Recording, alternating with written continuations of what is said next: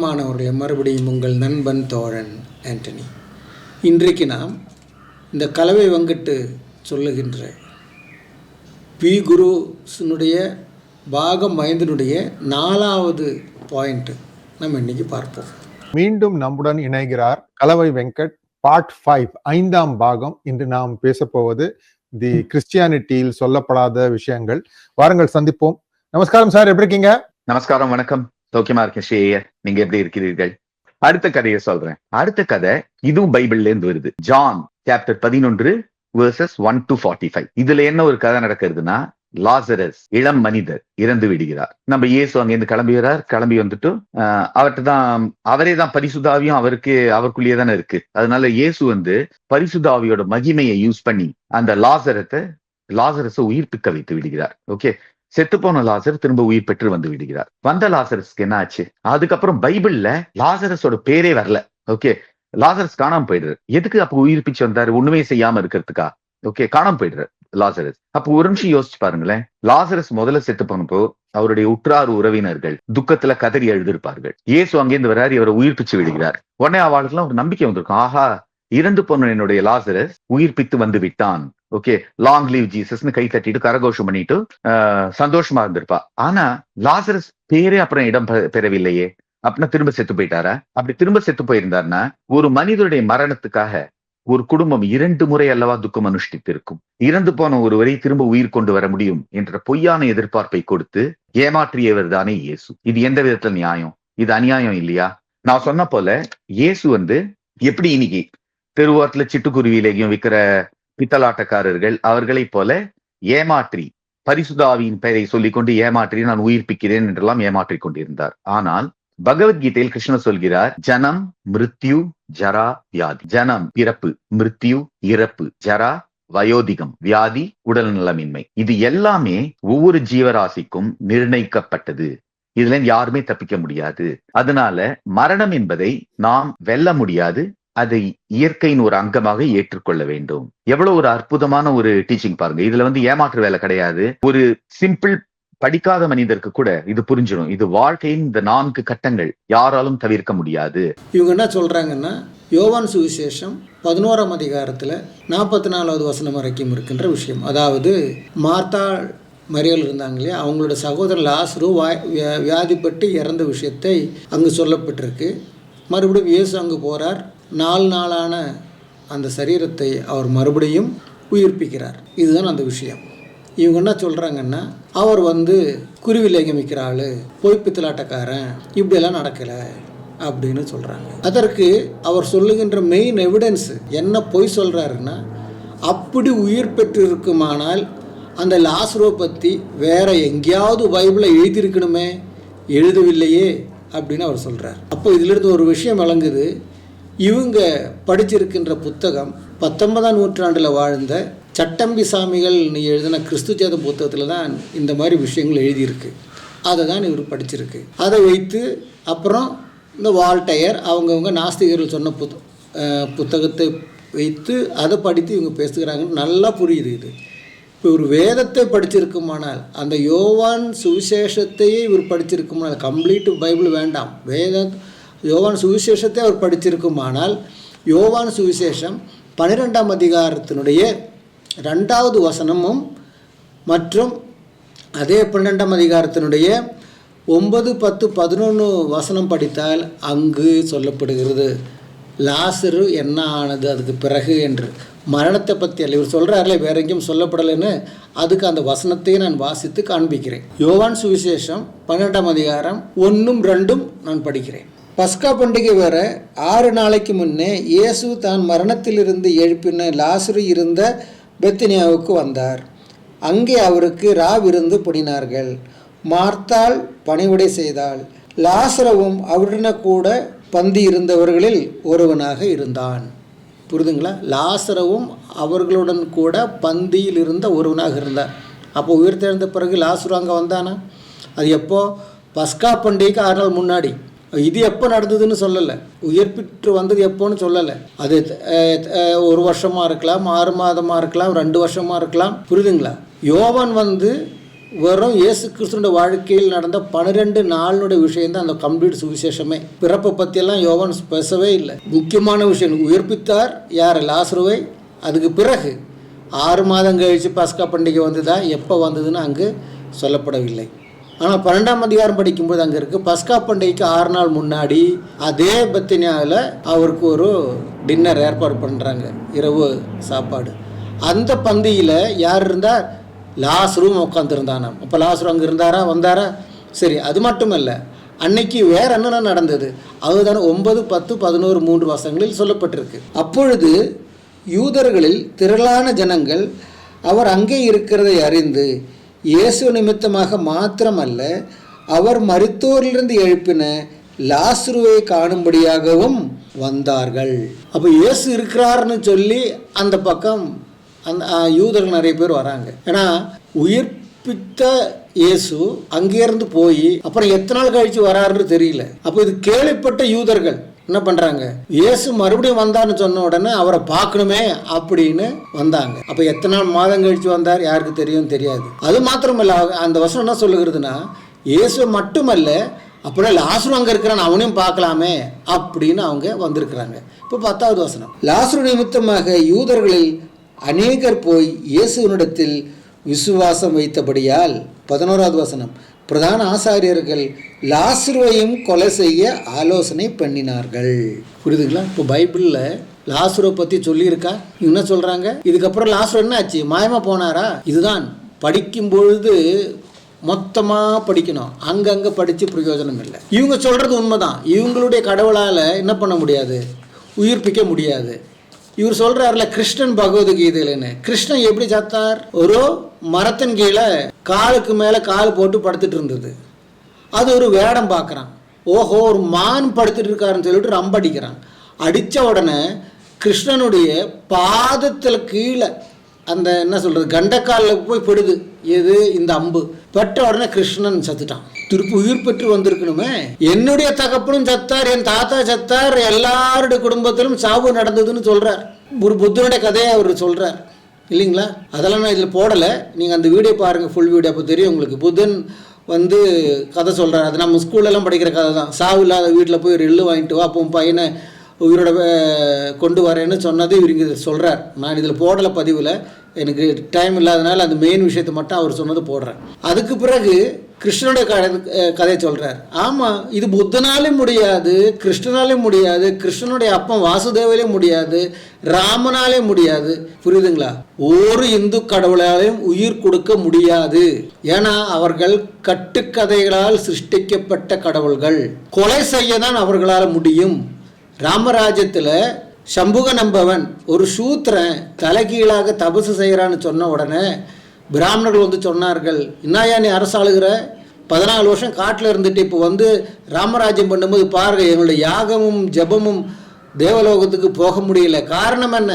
காரணம் என்னன்னா, சம்புகன் என்ற சூத்திரம் தலைகீழாக மரத்தில் தொங்கி தேவலோகம் அடையணும்னு சொல்லிட்டு நிற்கிறான். அவன் அது செய்கிற வரைக்கும் எங்களுடைய யாகம் எடுபடாது, அதனால நீ வேண்டியது செய் அப்படின்னு சொல்லிட்டு பிராமணர்கள் போனார்கள். இவன் தான் சத்திரியனாச்சேன். யார்? ராமன். பிராமணன் இல்லையே. உடனே பிராமணன் சொன்னது தானே நடக்கணும், அதுதானே அதுக்கு அர்த்தம். தேடுறார் ஒருத்தனை தலைகீழ தொங்குறது பார்க்குறாரு. யாரப்பா நீன்னு கேட்டேன். நான் சம்புகம்னு சொன்ன உடனே டக்குன்னு பட்டை எடுத்து எடுக்கிறான், தலையை வெட்டுறான். வெட்டதான் தெரியும், கொலை செய்ய தான் தெரியும். இவர்களுக்கு உயிர் கொடுக்க தெரியாது. உயிர் கொடுப்பதற்கு இயேசு கிறிஸ்துவே தேவை. இயேசு கிறிஸ்து மட்டுமல்ல பிரியமானவர்களே, பழைய ஏற்பாடில் பார்த்தா ஏலியா அந்த விதவையினுடைய பையனுக்கு உயிர் கொடுத்திருக்கிறார். அதுக்கு பிறகு ஏலிஷா அதேபடி செய்திருக்கிறார். ஏன்? புதிய ஏற்பாட்டில் இயேசு கிறிஸ்து மட்டுமல்லையே, பேதுரு கொடுத்திருக்கிறாரு. அப்போஸ்தல புத்தகம் நம்ம படிக்கும்போது அங்கு பார்க்க முடியும், விதவைகளுக்கும் திக்கற்ற ஸ்திரீகளுக்கும் உதவி செய்து கொண்டிருந்த டோரா என்ற ஒரு ஊழியக்காரி இறந்த உடனே இந்த விதவைகள் என்ன பண்ணாங்க, அவளோட சரீரத்தை எல்லாம் கழுவி மேல் வீட்டில் வைத்த உடனே பேதுருக்கு ஆள் அனுப்பி, பேதுரு வரார். எங்கே இருக்குன்னு கேட்டால் மேல் ரூமில் மேல் அறையில் இருக்குன்னு சொன்ன உடனே மேல் அறைக்கு போகிறார். இவரும் அதே போல் அந்த ஸ்திரீக்கு உயிர் கொடுக்கிறார். புதிய ஏற்பாட்டில் படிக்கும்பொழுது லாசரு ஒருவர் அல்ல, நைனின் என்ற பட்டணத்தில் இருக்கின்ற விதவை, அவளுக்கு ஒரே மகன். இயேசு அந்த பட்டணத்துக்கு போகிறார். பார்க்கும்பொழுது ஒரு ஸ்திரீ விதவை அழுது கொண்டு வரல. ஏன் விஷயம் காட்டு? இதுதான் விஷயம் சொன்ன அந்த பாடையாக இருக்குன்னு சொல்லி புதைக்கிறது கொண்டு போகிற பாடையை இறக்கி தொட்டு அவன் உயிர் கொண்டு வந்து அந்த விதவின் இடத்தில் கொடுத்ததாக வேதம் சொல்லுகிறது.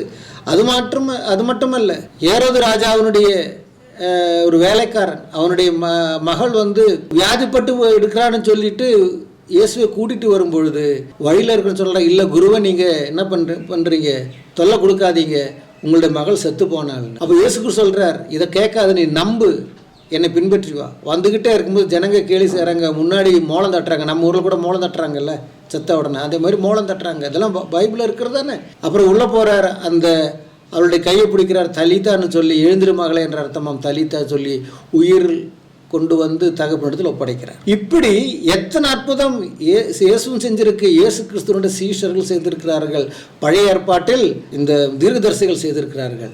இவங்களுக்கு அதை நம்ப முடியல. ஏன்? இவங்க கடவுள்னு சொல்ற கடவுளுக்கு அது செய்ய முடியல, அவரே சத்து இருக்கிறாரு. இப்போ ராமன் சத்து தன் தம்பி லக்ஷ்மணன் சத்தான்னு சொல்லிட்டு தண்ணியில குதிச்சு தற்கொலை பண்ணார் ராமன். அதே மாதிரி கிருஷ்ணன் ஒரு வேடனுடைய அம்பு. இன்னைக்கு சினிமாக்கள்ல ஹீரோக்கு வந்து ஹார்ட்ல புல்லட்டு போவோம், தலையில புல்லட்டு போவோம். யாருது? ஹீரோனுடைய தலையில புல்லட்டு போவோம். அப்ப கூட அப்படி இப்படி சமாளிச்சு ஐசியூல கொண்டு போய் ஆப்ரேட் பண்ணி அந்த புல்லட் எடுத்து உயிர் பெற்று வருவாங்க கதையில. ஆனா கடவுள்னு சொல்றவனே காலில் அம்பு பட்டுதான், ஹார்ட்லயோ தலையிலயோ கிடையாது, காலில் அம்பு பட்டுதான் உடனே சத்துட்டானா. அப்ப இவ்வளவுதான் கடவுளா? ஆனா உன் கடவுள் அவ்வளவுதான்.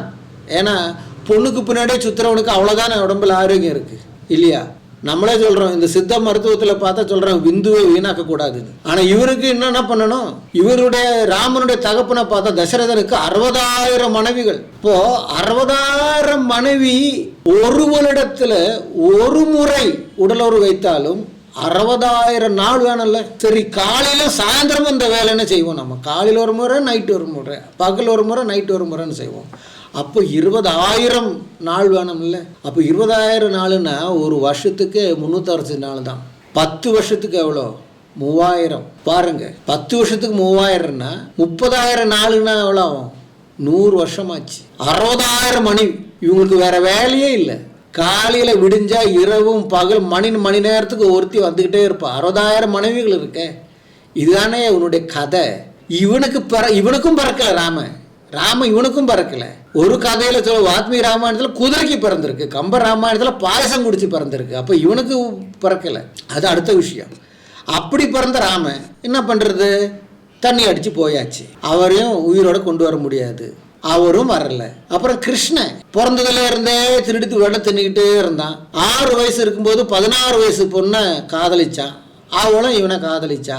ஆனா ராதா வந்து எவர்லாஸ்டிங், என்றென்றைக்கும் 16. கிருஷ்ணனுக்கு மட்டும் வயசாகி போச்சு, கல்யாணம் பண்ணல அவளை. வேற 8 மணியே திருமணம் பண்ண, அவனும் சத்து போயிட்டான். கடைசியில அவனும் உயிர் பெற்று வரல. உயிர் பெற்று வரலன்னா என்னுடைய முன்னோர்களும் சத்தார்கள், சொல்லுகின்ற கலவையுடைய முன்னோர்களும் சத்தார்கள், கேட்கின்ற உங்களுடைய முன்னோர்கள் எல்லாரும் சத்திருக்காங்களே, யாரும் உயிர் பெற்று வரலையே.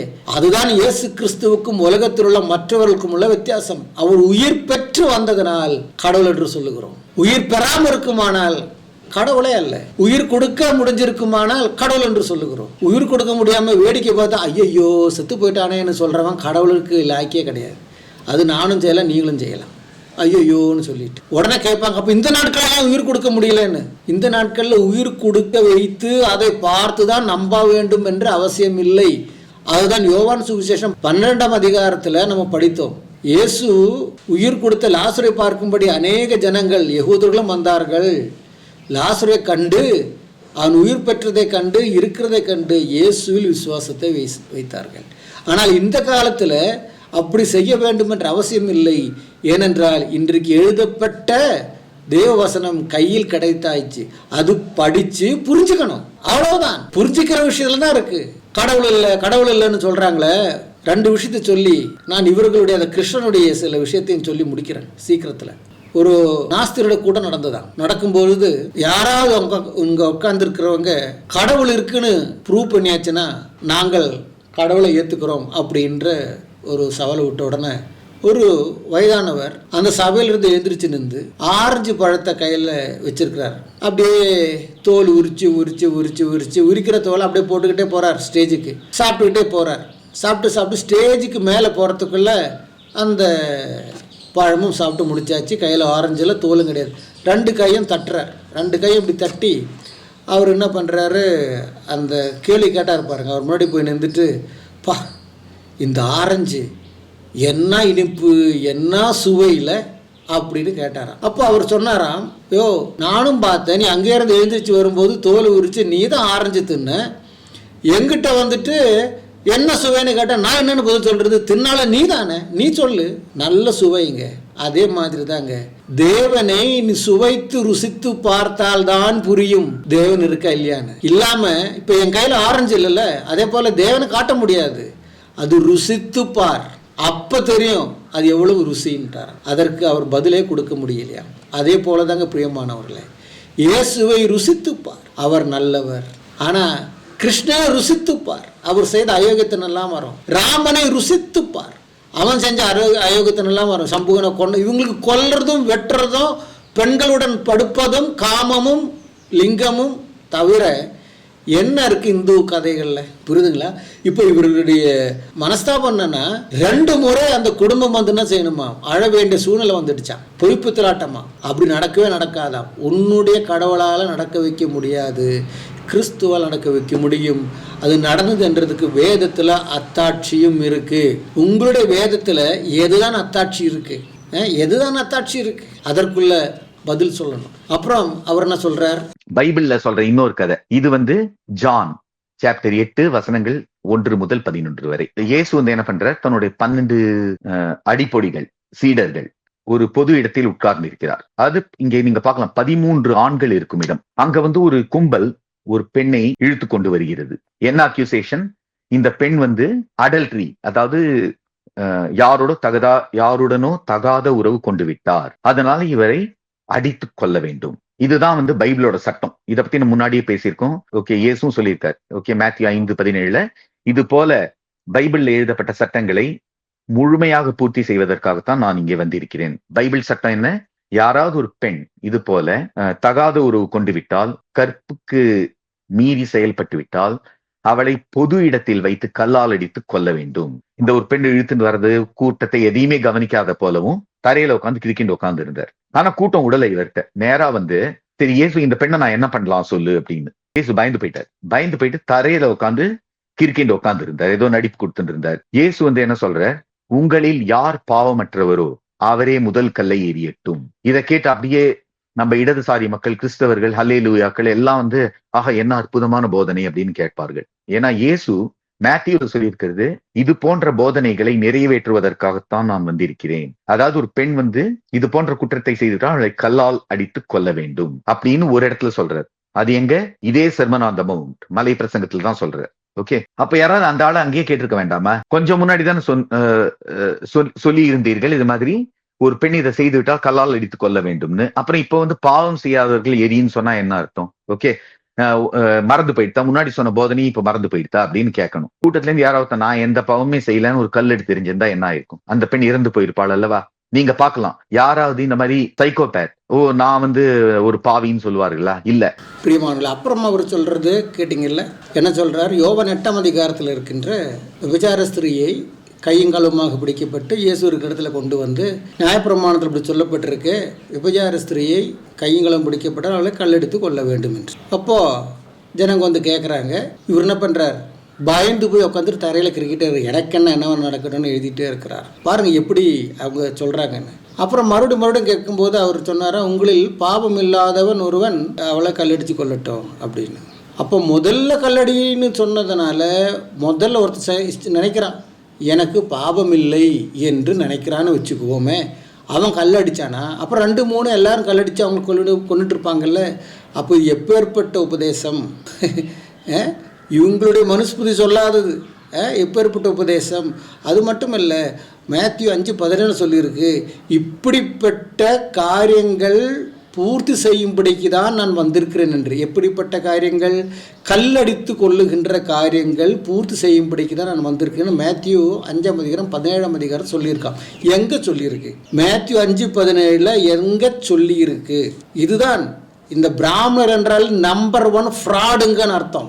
இவனும் ஃப்ராடு, இவன் குடும்பம் கோத்திரமும் ஒரு ஃப்ராடு, இது நடத்துகின்ற குருஸ்ன்றவனும் ஒரு ஃப்ராடு. இருக்கிறபடியே சொல்லணும், பொய் சொல்லக்கூடாது. இருக்கிறபடியே சொல்லி விமர்சனம் செய்.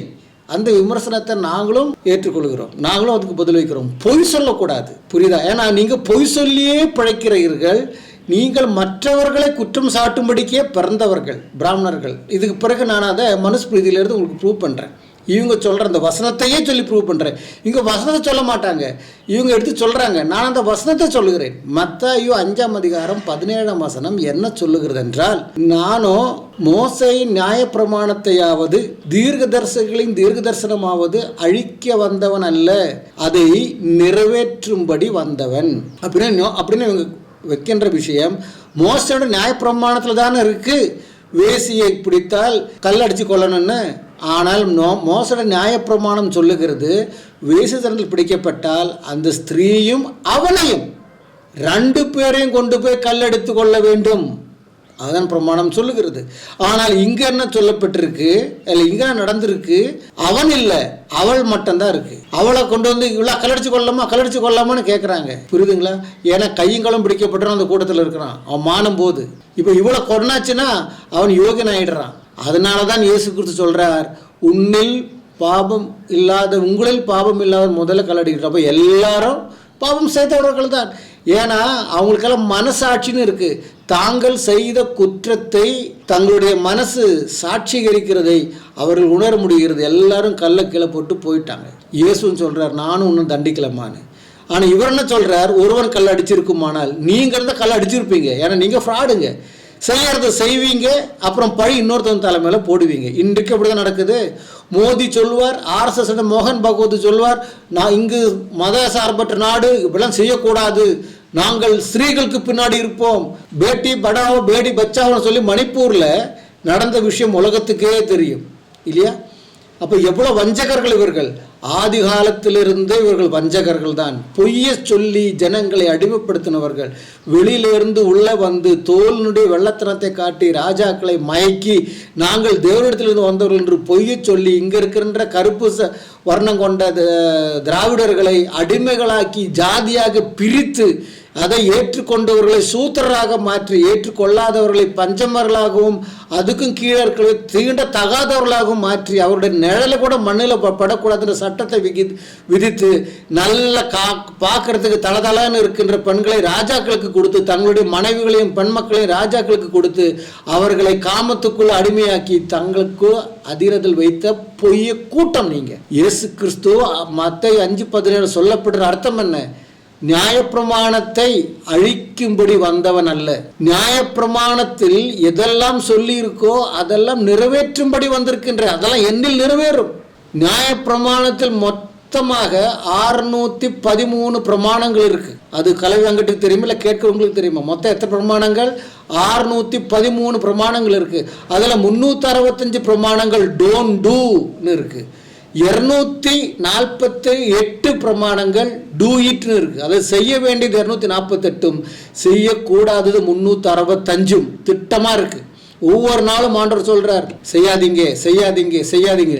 திருட்டுத்தனமா இருக்கட்டும், திருட்டு தின்றதா இருக்கட்டும், அது வெண்ணெய் திருட்டு தின்னதா இருக்கட்டும், எதை திருட்டு தின்னதா இருக்கட்டும், அது செய்யாத. நீ மத்தம் பொண்டாட்டியே இழுக்காத. 10 கட்டளைகள் இருக்கு. விபச்சாரம் செய்யாதிருப்பாயாக, இப்படி எல்லாம் இருக்கு. அப்படி செஞ்சா சென்றால் கல்லடிச்சு கொள்ளு, 2 பேரும் கல்லடிச்சு கொள்ளுன்னு நியாயப்பிரமாணங்கள் இருக்கு. ஆனால் அதெல்லாம் என்னை பூர்த்தீகரிக்கிறது. என்னோட அந்த பிரமாணங்கள் எல்லாம் என்ன ஆகுது? நிறைவேறி ஆயிடுச்சு. அது நிறைவேற்றும்படி வந்தவன். இப்போ அவர் அந்த பிரமாணத்தை அப்படியே வேற விதமா சொல்றார். அதுதான் மலைப்பிரசங்கத்தில் இருக்கு. நீங்களோ கேள்விப்பட்டிருப்பீர்கள், உங்களுக்கு எதிரியை கொல்ல வேண்டும். நான் சொல்றேன், அவனை நேசிக்கணும். உங்களை சபிக்கிறவர்களுக்காக ஜெபம் பண்ணணும். உன்னை கொல்லவனே நீ கொல்ல வேண்டும். கண்ணுக்கு கண் பல்லுக்கு பல். ஆனால் நான் சொல்கிறேன், அவனை நீ மன்னிக்க வேண்டும். உன் சகோதரனை பார்த்து என்னடான்னு கேட்டால் கோபத்தில் கேட்டாலே கொலைக்கு சமம். இச்சையுடன் ஒரு ஸ்திரீயை பார்த்தால் விபச்சாரம் செய்வதற்கு சமம். மாற்றிட்டார் அவர். ஒரு ஸ்திரீயோட படுத்தாதான் விபச்சாரம் இல்லை, இச்சையுடன் பார்த்தாலே விபச்சாரம் செய்து விட்டாய் என்று அவர் சொல்கிறார். அதெல்லாம் இவர் தெரியாதா?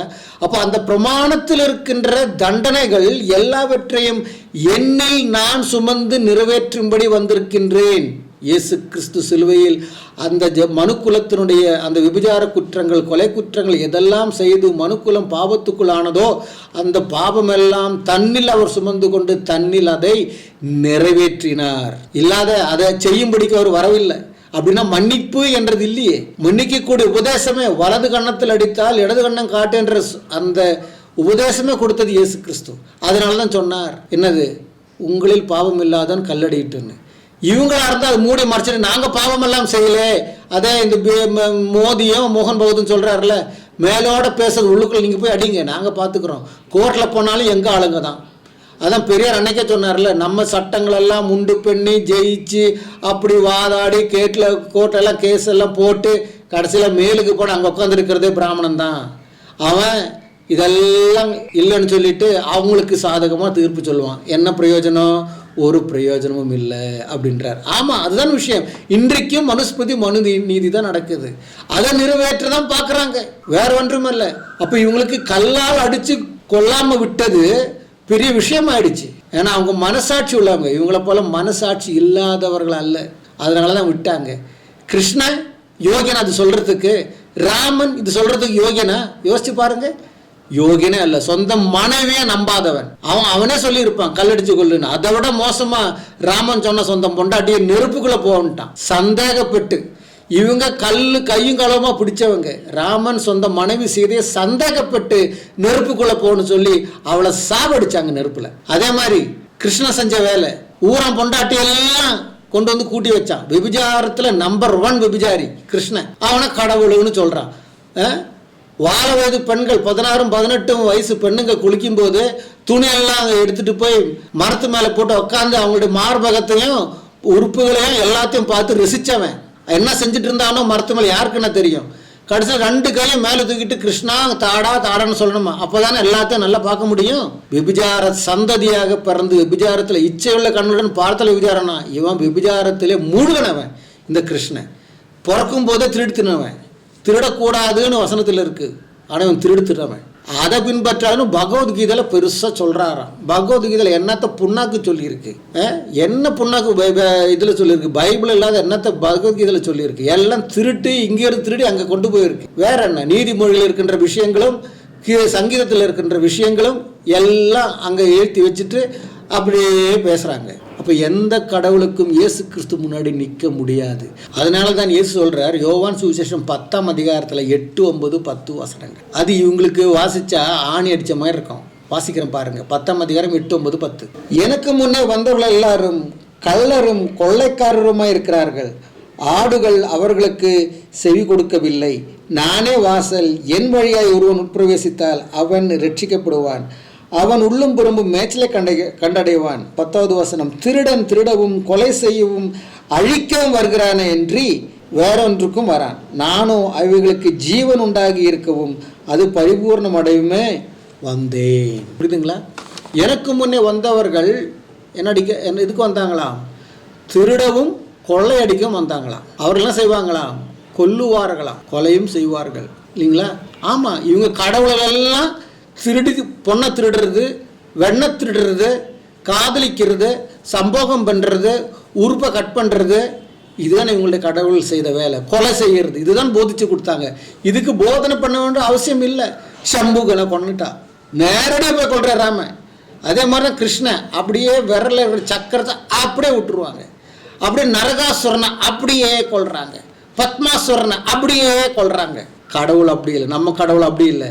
பத்மாசுரனும் மனுஷன், நரகாசுரனும் மனுஷன். அவனுடைய அந்த அசுரத்தனத்தை, அவனுடைய அந்த பாப சிந்தனை விட்டு அகற்றினால் அவன் நல்லவனா மாறுறான். எப்படி சிந்தை அகற்ற முடியும்? அவன் இருக்கிற பாபத்தை அழிக்க முடியும். சிலுவையில் அது சுமந்து தீர்த்தார், அழித்தார், அவனை நல்லவனாக மாற்றினார்.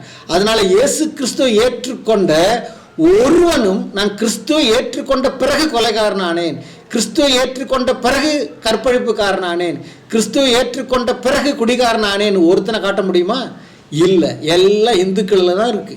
எல்லாம் நம்ம நாட்டை பொறுத்த வரைக்கும் இந்துக்களில் தான் இருக்கு. குடிகாரனும் கொலைகாரனும் எல்லாம் அவங்க தான் அதிகமாக இருக்கு. அப்போ அவங்க கிறிஸ்துவை ஏற்றுக்கொண்ட பிறகு அதெல்லாம் நான் விட்டு விட்டேன். எத்தனை 1000 லட்ச கோடிக்கணக்கான சாட்சிகள் யூடியூப்ல இருக்கு. சினிமா கூட்டத்திலிருந்து எல்லா விஷயத்திலிருந்தும் என்னமோ சாப்பாடு கொடுத்து, கோதுமை மாவு கொடுத்து, பால் பவுடர் கொடுத்து, காசு கொடுத்து கிறிஸ்துவர்கள் ஆனாங்களாம். எத்தனை பணக்காரர்கள் கிறிஸ்துவர்கள் ஆனாங்க. ஏன் போன வைஎஸ்ஆர் ரெட்டி, ஆந்திராவோட சீஃப் மினிஸ்டர், அந்த குடும்பமே ஹிந்து குடும்பம், எப்படி கிறிஸ்துவர்கள் ஆனாங்க? காசு கொடுத்தா? அவர் காசு வைக்க வேண்டியதாக இருந்ததா? ஜஸ்ட் ஒரு உதாரணம். அப்படி எத்தனையோ பேர் கிறிஸ்துவுக்குள் வந்தவர்கள் இருக்கிறாங்க. புரியுதுங்களா? சரி, அது போட்டோம். அப்போது இவர்கள் என்ன சொல்கிறார்? இயேசு கிறிஸ்து 5:17 என்ன சொல்லியிருக்கு?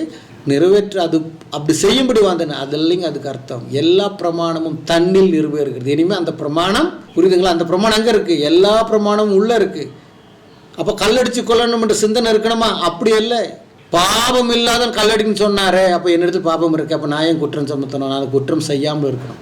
அதற்காக கிறிஸ்து பலியானார். நாம் செய்த விபச்சாரத்துக்கு கிறிஸ்து பலியானார், நாம் செய்த கொலைக்கு கிறிஸ்து பலியானார் என்ற சிந்தனை உனக்குள்ள போனால் நீ செய்ய மாட்டாய். என்னில் அது நிறைவேறியாச்சு. அதுதான் அதுக்கு அர்த்தம் பிரியமானவன். இப்போ மனுஸ்மிருதியில் ஒரு பெருசாக சொல்கிறாருல்ல, கொலை செய்ய சொன்னார்னு.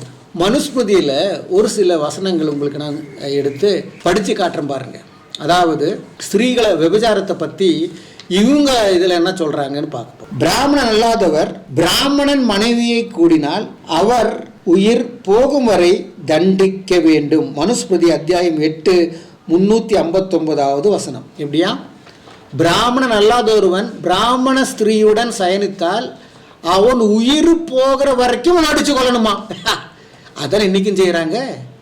இன்னைக்கும் அதுதானே செய்கிறாங்க. இவ்வளோ ஹியூமன் ரைட்டு மேலே வந்து இன்னைக்கும் செய்கிறது தானே. பிராமணன் ஒரு விபச்சாரம் செஞ்சு அவனை விட்டுருவாங்க. உங்களுக்கு ஞாபகம் இருக்கும், ஒரு வருஷம் முன்னாடி வெஸ்ட் பெங்காலில் ஒரு பிராமண டாக்டர் ஒரு பிராமண மெடிக்கல் ஸ்டூடெண்ட்டை கற்பழிச்சு, ஹாஸ்பிட்டலில் கற்பழிச்சு பிடிபட்டுன்னா ஆச்சு அவனுக்கு. அவனை யாருக்கோ தெரியுமா? விட்டாங்க அவனை. ஏன்னா பிராமணன். அதே இது நிர்பயா கேஸ் பாருங்க, மற்ற கேஸ் எல்லாம் பாருங்க, என்ன பண்ணுறாங்க? அவங்கள தூக்கு போடுறாங்க இல்லையா? சுட்டு ஆந்திராவில் ஒருத்தன் பண்ண அவனை சுட்டு கொண்டுட்டாங்க. அது எல்லாரும் ஆஹோ ஓஹோ ஓஹோ என்ன பண்ணிட்டாங்க. ஆனால் பில்கிஸ் பானு நல்லா ஞாபகம் இருக்கணும், கர்ப்பவதியாக இருந்தா, வயிற்றில் இருக்கின்ற குழந்தை இருக்கும்பொழுதே கற்பழிச்சான் 11 பேர் சேர்ந்து. அவன் தாயை கொலை செஞ்சாச்சு, எல்லாம் பண்ணியாச்சு. பிராமணனை சும்மா விட்டாங்க. மனுஸ்மிருதி இருக்கு பாருங்க. அந்த ரேப் பண்ணுறதுக்கு தான் நான் சொல்கிறேன். மனுஸ்மிருதிலாம் சொல்லியிருக்குன்னு பார்ப்போம். சூத்திரன் காவல் இல்லாத திரிகிற பிராமண பெண்ணை கூடினால், அதாவது விபச்சாரம் பண்ணா, அவனது பீஜம் ஆண்குறியை அறக்க வேண்டும். காக்கப்பட்ட பிராமண பெண்ணை கூடினால், அதை விபச்சாரம் செஞ்சால் உடல் முழுவதையும் துண்டு துண்டாக வெட்டி அவனுடைய பொருளையும் கொள்ளையடிக்க வேண்டும். புரியுதுங்களா? நல்லா யோசிக்கணும். இது பிராமணன் செஞ்சா, கற்பழிச்சா, கொலை செஞ்சா, பிடிக்கப்பட்ட பிராமணனுக்கு என்ன தண்டனை? அதை பாருங்க. பிராமணனுக்கு தலையை முண்டன் செய்வது, மொட்டை அடிப்பது கொலை தண்டனையாகும். மற்ற வர்ணத்தாருக்கு கொலை தண்டனை உண்டு, ஆனால் பிராமணனுக்கு இல்லை. எங்க அத்தியாயம் 8 379 வசனம். அப்புறம் அவங்க என்ன சொல்றாங்கன்னா, அதே இதில் பிராமணன் கொடிய குற்றம் செய்தவன் ஆயினும் அவனை கொலை செய்யாமல் துன்பப்படுத்தாமலும் அவன் பொருளை கொடுத்து அயலாருக்கு அனுப்ப வேண்டும். பிராமணன் கொடிய குற்றம் செய்தாலும், அப்போ அதுக்குள்ள எல்லாம் அடங்கிடுச்சு. கொலை செஞ்சாலும் சரி, கொலை செஞ்சால் என்ன பண்ணால் முடி எடுக்கணுமா, மொட்டை அடித்து போடணுமா, வேற ஒன்றும் செய்யக்கூடாதாம். மற்ற வர்ணத்தில் இருக்கிறவங்களுக்கு கொலை செய்ய வேண்டுமா. இப்போது 8ஆம் அதிகாரத்தில் 380 வசனம் மனுநீதியில், மனுஸ்மிருதியில், பிராமணன் கொடிய குற்றம் செய்தாலும் அவனை என்ன செய்யணுமா? சும்மா விட்டுறணுமா? அவனுடைய பொருள் எடுத்து அயலாருக்கு கொடுக்கணுமா? அப்போ அயலார் குடும்பத்துடன், எந்த குடும்பத்துடன் அவன் இது செய்தாலும், இப்போ உங்கள் பக்கத்து வீட்டு உங்கள் வீடாக இருந்தால் உங்கள் பொண்ணையோ உங்கள் தாயோ உங்கள் தங்கையோ யாரை வேணாலும் அவன் கற்பழிக்கவோ கொலை செய்தோ செஞ்சால் பொருளை கொடுத்து அட்ஜஸ்ட் பண்ணிக்கோ. அதான் இன்றைக்கும் சொல்கிறாங்க. பிராமணன் செஞ்சாச்சுன்னா அவர் 50,000 கொடுத்துரு, ஃபைன் அடிச்சிரு, முடிஞ்சிடுச்சு கதை. மற்றவன் செஞ்சாச்சுன்னா அவனுக்கு சிறை, அவனுக்கு தூக்கு. அந்த பில்கிஸ் பானு கொலை ரேப் பண்ணி அவங்களுடைய தாயெல்லாம் செத்து போச்சுன்னு விட்டாங்க. அவங்க தாயெல்லாம் மற்ற 8 பெண்களை ரேப் பண்ணி கொலை செஞ்ச 11 பிராமணர்களுக்கு விடுதலை. பார்த்தியா? இப்போ உள்ள மறுபடியும் அதே மாதிரி இன்னொரு 8 வயசு குழந்தை, அதுவும் ஒரு பானு, திடீர்னு ஞாபகம் வர மாட்டேங்குது பேர். 8 பிராமணர்களை சேர்ந்து கர்ப்பாறைகளை வச்சே 2 நாள் அந்த சின்ன 8 வயசு குழந்தை சீரழிச்சு கொலை செஞ்சாங்க. அவங்களுக்கு விடுதலை செய்யணும்னு சொல்லிட்டு பிஜேபிக்காரங்க, ஆர்எஸ்எஸ்காரங்க, பிராமண கூட்டம் விடுதலை செய்யணும். கொலை குற்றம் செய்தாலும் கொடிய குற்றம் செய்தாலும் அவனை தண்டிக்க கூடாது. மனு சொன்னதான் இந்த இந்த இந்த மனுஸ்மிருதி ஆக சுற்றி முற்றி மனு யாருன்னா கிருஷ்ணனாக தான் வருவான் மனு. இப்படி இவர்கள் தங்களுக்கு நீதி செய்த அயோக்கியர் ராஸ்கல்கள் இவங்க வந்து சொல்கிறாங்க கிறிஸ்துவத்தை பற்றி. கிறிஸ்துவம் இன்றைக்கு வராவிட்டால் இவங்களுக்கு சூத்திரனுக்கு ஏதடா படிப்பு, ஏது படிப்பு? சூத்திரன் படித்தால் காதில் ஈயத்தை ஊற்றணும். இவங்க சொன்னாங்கல்ல உண்மையை கண்டுபிடிக்கணும்னு. பிராமணன் அல்லாதவர்களுக்கு, முக்கியமாக சூத்திரர்களுக்கு உண்மை போயை கண்டுபிடிக்கக்கூடிய எப்படி உண்மையை கேட்கணுன்றது எப்படி வஞ்சகமாக செஞ்சு வச்சுருக்காங்க பாருங்கள் இந்த ஃப்ராடுங்க. அது பார்த்தா தெரியும். அதாவது மனுஸ்மிருதி அத்தியாயம் 8 114வது வசனம், சூத்திரன் நெருப்பில் பழுக்க காய்த்த மழுவை கையால் எடுக்க செய்ய வேண்டும் அல்லது தண்ணீரில் அமிழ்த்தப்பட வேண்டும். தண்ணீரிலே முக்கி வைக்கணுமா. மழுன்னா அந்த ஆக்ஸ் மரம் வெட்டுறது, அதை நல்லா சுட வச்சு அதை கையால் பிடிக்க சொல்லணுமா. பிடிக்க சொன்னால் அப்புறம் 115வது 8ஆம் அதிகாரம் 115 சொல்கிறது, சூத்திரன் மழு எடுத்தால் கை வேகாமலும் தண்ணீரில் அமிழ்த்தப்பட்டதால் மிதக்காமலும் சாகாமலும் இருந்தால் அவன் சொல்லும் பிரமாணத்தை சத்தியம் என்று உணர வேண்டும். அப்படி நெருப்பை பழுத்திருக்கிற அந்த சுட்டிருக்கிற அந்த மழு பிடிச்ச உடனே கை இன்னும் சுடக்கூடாதாம். தண்ணியில் முக்கி வச்சா அவன் சாகவும் கூடாதான். சற்று நேரம் முக்கி வச்சாச்சுன்னா அப்போ அவன் சொன்னதெல்லாம் நம்பலாமா? ஏன் பிராமணன் பிடிச்சா கை சுடாதா, கை கொப்பளம் வராதா? இல்லை பிராமணனை ஒரு 10 நிமிஷம் தண்ணிக்குள்ளே வச்சாச்சுன்னா அவன் சாக மாட்டானா? அப்போ எப்படி தங்களுக்கு சாதகமாக சட்டத்தை மாற்றின ஃப்ராடுங்க இவங்க. இந்த பிராமணன் உட்காந்து பேசுகிறான கலவையும் மத்தனும். அப்புறம் அடுத்தது பாருங்க, சூத்திரன் அடிமை தொழிலை தவிர வேற தொழிலை செய்ய தகுதியற்ற தேசம் ஏதோ அந்த இடம் பிராமணன் வசிக்க உரியதாகும். புரியுதுங்களா? அதே அத்தியாயம் மனுநீதி அத்தியாயம் 2 24வது வசனம் எப்படின்னா சொல்லப்பட்டிருக்கு, சூத்திரனை அடிமை வேலை செய்ய வேண்டாம் என்று சொல்லுகின்ற நாடு இவங்களுக்கு தகுதி இல்லையாம். சூத்திரனை அடிமை வேலை செய்யறதுக்கு சட்டம் கொடுக்கின்ற நாடெல்லாம் பிராமணன் தங்கிறதுக்கு தகுதியாக இருக்கணுமா, ஏன்னா வேலை செய்யக்கூடாது. அப்புறம் அத்தியாயம் 4ஆம் அதிகாரம் 80வது வசனம், சூத்திரனுக்கு இம்மைக்கு உபயோகமான அர்த்த சாஸ்திரத்தை சொல்லி வைக்கலாகாது. தனக்கு சிஷ்யனாகாத சூத்திரனுக்கு உச்சிட்ட அன்னத்தை கொடுக்கக்கூடாது. ஓமம் பண்ணி மிகுதியை சூத்திரனுக்கு கொடுக்கலாகாது. தர்மம் விரதம் இவைகளை ஒரு பிராமணனை முன்வைத்து கொள்ளாமல் நேராய் அவனுக்கு உபதேசிக்க கூடாது. புரியுதுங்களா? சூத்திரனுக்கு எதுவுமே கொடுக்கக்கூடாது, எல்லாம் பிராமணனுக்கு தான் சொல்லிக்கிட்டே போகலாம். பிரியமானவர்களே, இது முக்கியமாக இந்த ஸ்திரீகளை இவங்க எப்படி அடிமைப்படுத்தி வைத்தார்கள்ன்றது நாம் பார்க்க முடியும்.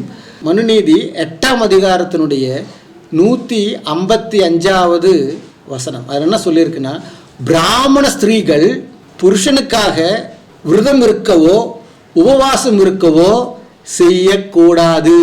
அப்படி செய்தால் புருஷனுடைய ஆயுசு நாட்கள் குறையும். 154 8ஆம் அதிகாரத்தில் என்ன சொல்கிறது அப்படின்னா, பிராமணன் எவ்வளவு சூத்திர ஸ்திரீகளையும் அடையலாம், ஆனாலும் அவனை ஏற்றுக்கொள்ள வேண்டும். யார்? மனைவி. எப்படி இருக்கு பாருங்க சட்டம். பிராமண ஸ்திரீகளுடைய கதியே அதுதான்.